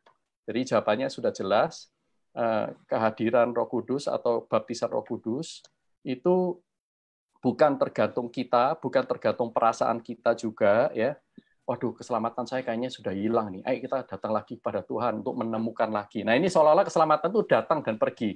Kan tidak seperti itu, karena keselamatan itu sudah ditetapkan Allah sejak sebelum dunia dijadikan. Roma 8 ayat 29 sampai 30, silakan baca di sana. Nah, jadi bukan tergantung manusia, satu kali saja cukup. Tetapi yang memungkinkan kita kehilangan sense of security, kita merasa keselamatan hilang dan seterusnya, itu perasaan kita. Karena memang Alkitab mengajarkan pada saat kita itu dipenuhi oleh dosa, kita itu kehilangan insurance. Tetapi bukan kehilangan keselamatan itu sendiri. Kita kehilangan perasaan aman, yes. Dan itu baik kan? Itu baik. Mengajak kita untuk mendekat kepada Tuhan. Tetapi bukan berarti kehilangan perasaan sama dengan kehilangan keselamatan, karena keselamatan bukan perasaan. Lalu yang kedua, berkenalan dengan orang Kristen yang bisa melihat setan atau roh halus. Saya juga bisa menyebutkan beberapa teman saya yang seperti itu ya. Apakah itu termasuk orang yang hadiratnya ada Roh Kudus atau dia dipenuhi roh setan ya? Beberapa orang yang bisa melihat ini, saya percaya dia anak Tuhan. Jadi dia bukan dipenuhi roh setan maka bisa melihat setan nih. Nah, kemudian apakah orang tersebut memiliki Roh Kudus? Saya percaya iya, tetapi bukan karena dia memiliki Roh Kudus maka dia bisa melihat setan. Ya, karena orang yang tidak percaya Tuhan pun bisa melihat setan. Jadi bisa atau tidak melihat setan ini seperti karunia umum, ya, karunia umum. Ada orang yang bisa, ada orang yang tidak bisa, tergantung dari Tuhan tuh mau kasih apa enggak. Tujuannya itu macam-macam. Tetapi kalau saudara ngomong begini di Amerika, di Eropa sana, ya kita mungkin akan disisihkan, ya, kita akan dilecehkan. Tapi di dunia umum, dunia timur seperti kita ini fenomena yang kita lihat, ya, yang dihidupi oleh masyarakat. Saya terus terang saya belum pernah lihat secara kasat mata seperti bayangan saya, imajinasi setan. Tetapi orang yang dikuasai oleh setan itu tidak selalu, buat saya ya, setan itu tidak terlalu menyeramkan kalau keluarnya itu hanya malam hari. Itu menurut saya itu setan yang kelas bawah, ya. Kalau setan lebih jahat itu adalah setan yang berdasi, setan yang menggunakan jubah pendeta, setan yang seolah-olah seperti malaikat terang, itu justru lebih berbahaya. Jadi jangan pusing dengan setan yang bisa dilihat. Setan yang tidak bisa dilihat itu lebih berbahaya. Kita harus lebih hati-hati. Saya pikir itu aja ya, untuk pertanyaan ini. Terima kasih untuk pencerahannya Pak Yusuf.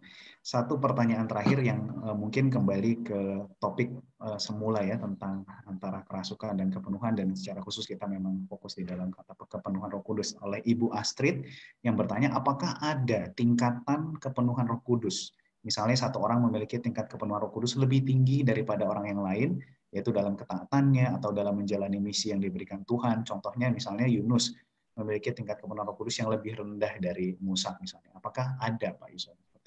Ya, saya yakin ada, ya, karena penuh, setengah penuh, seperempat penuh itu berkaitan dengan sebuah kondisi. Ya. Maka jawabannya adalah ada. Nah, maka kita mesti mengejar semakin lama semakin penuh, semakin lama semakin dikuasai oleh Tuhan lewat Roh Kudus-Nya, tetapi sekali lagi tidak kehilangan rasio, tidak kehilangan akal budi kita tidak seperti dirasuk setan yang taking over kita. Tetapi dengan kesadaran, kerelaan, mempersembahkan hidup kita sebagai persembahan yang hidup, yang kudus, dan yang berkenan kepada Allah, kita melakukan kehendak-kehendak Allah. Nah, semakin kita penuh, semakin Allah leluasa memakai kita. Saya yakin ada tingkatan, tetapi bukan hak kita untuk menilai tingkatan orang lain. Ya, tapi karena setiap orang lain ada kadarnya sendiri-sendiri. Nah, itu kata Paulus ya dalam Efesus itu. Ya, Paulus berkata, hendaklah engkau bertumbuh di dalam kadarnya masing-masing. Ya, tidak semua orang diberikan karunia, pengalaman, struktur hidup yang sama. Tapi mari kita sepenuh yang kita bisa penuh. Nah, kita kejar di sana. Nah, nanti saudara dan saya akan kaget-kaget melihat ternyata Tuhan itu bisa mengerjakan luar biasa dalam hidup saya. Nah, sebenarnya Tuhan sediakan itu. Nick Vujicic misalnya, ya, tidak punya tangan, tungkai, tidak punya kaki, ya. Tuhan bisa pakai dia untuk memberitakan Injil kepada 1/10 jumlah penduduk di dunia. Wah, dahsyat itu, saudara. Ya, dia karena dia rela memberikan dirinya dipakai Tuhan dengan apa yang ada. Termasuk juga saudara bisa cek lagi dengan Johnny Erickson Tada, dengan orang-orang lain, dengan Pak Cayanto, Pak Esra, Pak Dr. Welly. Ini semuanya mempunyai karya-karya Tuhan dalam hidup kita yang kita terus sedang kerjakan. Itu aja, Esra ya. Baik. Terima kasih Pak Yuso untuk pemaparan dan jawaban-jawaban yang sudah diberikan. Ya, waktu kita sudah sangat sedikit. Saya hanya akan menyimpulkan ya, kurang lebih kita sebagai murid-murid Kristus yang hidup dipimpin oleh Roh, itu kita bukan kerasukan seperti seolah-olah kita tidak punya kendali, tetapi kita masih memiliki rasio yang itu juga adalah karunia daripada Allah Roh Kudus, dan terus mengerjakan karya pembaharuan atau progressive sanctification, di mana ada banyak hal di dalam kehidupan manusia yang lama mulai bergeser kepada manusia yang baru, ada kerinduan untuk membangun relasi dengan Allah secara otentik, membangun berbuah, menghasilkan buah kepada orang lain di dalam kasih dan buah Roh. Seperti itu ya. Lalu juga senantiasa memiliki kesadaran mempertuhankan Kristus di dalam kehidupannya. Jadi tanda-tanda yang diberikan di dalam Efesus 5 ayat 18-21 itu menjadi salah satu kunci untuk membimbing kita mengevaluasi apakah kita juga sudah memiliki ukuran-ukuran kepenuhan Roh Kudus gitu ya. Walaupun masih setengah penuh, tapi kita sadar dan kita mau berjuang, kurang lebih seperti itu. Terima kasih sekali lagi kepada Pak Yuso. Dan sebelum saya menyampaikan satu pengumuman, sebelum kita mengakhiri sesi pada malam hari ini, mungkin Musa Sayanto ada kesimpulan yang mau disampaikan? Kesimpulan yang mau disampaikannya, ya memang apa yang Pak Yuso sampaikan sangat baik bagi kita, tetapi saya juga melihat banyak pertanyaan-pertanyaan dari baik saudara-saudara yang memasukkan pertanyaan di fitur live chat Facebook ataupun fitur chat di Zoom ini, dan banyak hal yang mungkin belum dapat sepenuhnya dijawab, tetapi biarlah kita terus belajar kembali kepada firman Tuhan, kembali melihat kepada konteksnya, mencoba mengerti dengan tepat untuk kemudian kiranya pertanyaan itu lambat demi lambat dapat diketahui oleh kita, tetapi kalau memang belum juga mengetahui, mungkin bisa mencari hamba Tuhan terdekat dengan saudara untuk kemudian bisa terus belajar tentang kebenaran firman Tuhan ini sehingga kita semakin mengenal siapa Allah Roh Kudus yang menyertai, yang hadir dalam kehidupan kita. Demikian, Pastor Ezra. Baik, terima kasih untuk partisipasi dari rekan-rekan sekalian, Bapak Ibu dan saudara-saudari sekalian. Bersyukur dan kiranya melalui pembinaan kita pada malam hari ini kita bergumul juga secara pribadi ya, tidak hanya di dalam pemikiran, tetapi kita terus menanti-nantikan Tuhan bagaimana kita bisa merespons apa yang telah kita pelajari ini dan kita terus bergumul menjadi menyerupa akan Tuhan Yesus Kristus. Ya. Pada malam hari ini saya mau menyampaikan satu pengumuman bahwa di dalam rangkaian kita tentang pembinaan murid yang hidup oleh Roh itu masih ada beberapa sesi lagi gitu ya. Untuk bulan Juli, di tanggal 25 Juli itu ada sesi dengan tema keluarga Kristen yang dipimpin oleh Roh Kudus, yang akan dipimpin oleh Pendeta Yakub Susabda bersama dengan Ibu Esther Susabda. Lalu pada tanggal 8 Agustus, bulan Agustus, hari Sabtu itu ada ibadah yang dipimpin oleh Roh Kudus, dipimpin oleh Pendeta Budianto Lim dan Ibu Lidiasya. Lalu tanggal 22 Agustus itu lebih ke area yang praktis gitu ya, bagaimana murid yang hidup oleh Roh in Action, dan akan dipimpin oleh Dr. Insinyur Ihan Martoyo bersama dengan Ibu Lindawati, MPH in Counseling. Nah, di halaman bagian kirinya saya sudah berikan beberapa link gitu ya, rekan-rekan sekalian yang mau mendaftarkan diri itu bisa bergabung melalui link-link yang sudah tersedia. Jadi seperti yang malam hari ini itu bit.ly GKY Kutabina 1, untuk yang pertemuan selanjutnya itu ada di dalam yang selanjutnya. Lalu seandainya rekan-rekan sekalian akan terlambat mengikuti, bisa ikut langsung ke dalam web pembinaan GKY Kuta, misalnya ada yang tertinggal. Itu saja ya. Baik, kita akan segera mengakhiri. Pak Yusuf juga akan melanjutkan pertemuan selanjutnya. Saya minta kesediaan kembali untuk Musa Cayanto boleh memimpin kita di dalam doa penutup. Baik, jadi sekali lagi bagi yang ingin menikmati bisa melihat kepada itu ya, web page Facebook GKI Kuta Bali. Tadi saya sempat masukkan di fitur live chat di Zoom ini, ataupun nanti saya rasa kita coba sampaikan japri kepada setiap peserta yang mendaftar, Pastor Ezra, sehingga baik di Facebook Live ataupun Zoom bisa kembali menikmati pembinaan ini. Baik, mari kita satu di dalam doa, baik yang di Zoom maupun di Facebook, kiranya Tuhan menyertai dan menolong terus memimpin saudara sekalian. Mari kita berdoa. Tuhan, kami bersyukur untuk kasih dan karunia Tuhan dalam hidup kami. Kami bersyukur kami boleh menikmati Tuhan pengajaran yang berakar kepada firman Tuhan. Terima kasih untuk hamba-Mu Pendeta Yusuf, berkati dalam semua pelayanan sama keluarga terus menjadi berkat baik di SCT Reform maupun di berbagai gereja maupun juga gerakan pemuritan yang terus dilakukan. Kami mohon berkat penyertaan Tuhan untuk setiap kami supaya Tuhan sungguh-sungguh kami menjadi murid Kristus yang sejati, di mana sungguh kami dipimpin oleh Roh-Mu yang kudus, menjadi murid yang semakin serupa Kristus dan terus berkarya dalam kehidupan ini sesuai Engkau sendiri yang menuntun, memimpin, menggerakkan kami. Terpujilah nama Tuhan. Kasih karunia dari Allah, cinta kasih Tuhan Yesus, pekerjaan dan pemerintahan Allah Roh Kudus beserta dengan saudara sekalian. Haleluya. Amin. Amin. Terima kasih semuanya. Saya mohon pamit ya. Mari. Terima kasih. Cayanto, Bapak Ibu saudara sekalian, Tuhan berkati. Tuhan berkati. Saya pamit dulu.